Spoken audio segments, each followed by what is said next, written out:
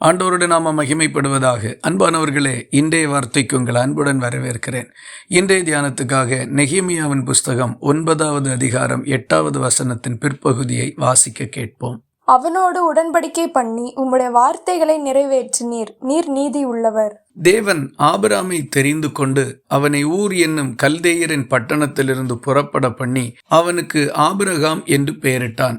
இந்த ஆபிரகாம் தேவனுக்கு முன்பாக உண்மையுள்ளவனாக இருந்தபடியினால் கானானியர், ஏத்தியர், எமோரியர், எபூசியர், கிர்காசியர் என்கிற ஜனங்களுடைய தேசத்தை அவன் சந்ததிக்கு கொடுக்கும்படி அவனோடு உடன்படிக்கை பண்ணினார். தேவன் நீதியுள்ளவராக இருந்து அவனோடு பண்ணின உடன்படிக்கைகளை நிறைவேற்றினார். இந்த சம்பவத்தில் 2 வார்த்தைகள் மிகவும் கவனிக்கப்படத்தக்கவைகள். ஒன்று உண்மை, இன்னொன்று நீதி.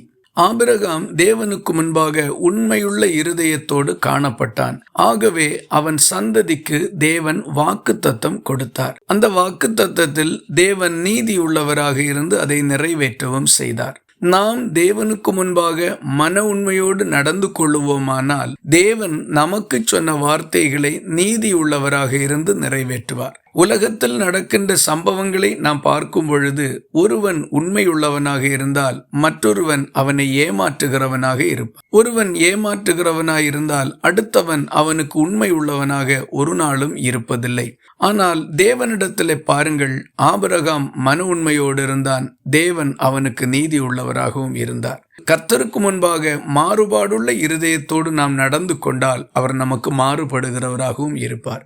ஆகவே நாம் எப்படி தேவனுக்கு முன்பாய் நடந்து கொள்ளுகின்றோமோ அப்படியே தேவனும் நம்மோடு நடந்து கொள்ளுவார். நம்மை சிந்தித்து பார்ப்போம்.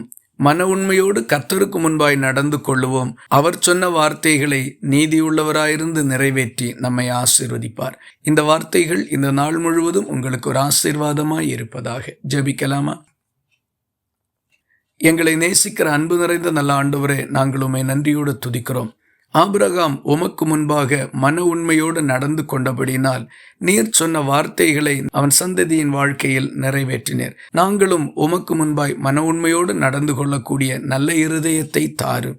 உம்முடைய ஆசீர்வாதங்களுக்கு பங்குள்ளவர்களாக்கும். ஜெபத்தை கேட்டதற்காக ஸ்தோத்திரம். இயேசு கிறிஸ்துவிலே வேண்டிக் கொள்கிறோம் எங்கள் அன்புள்ள நல்ல பிதாவே, ஆமேன். கர்த்தர் தாமே உங்களை ஆசீர்வதிப்பாராக.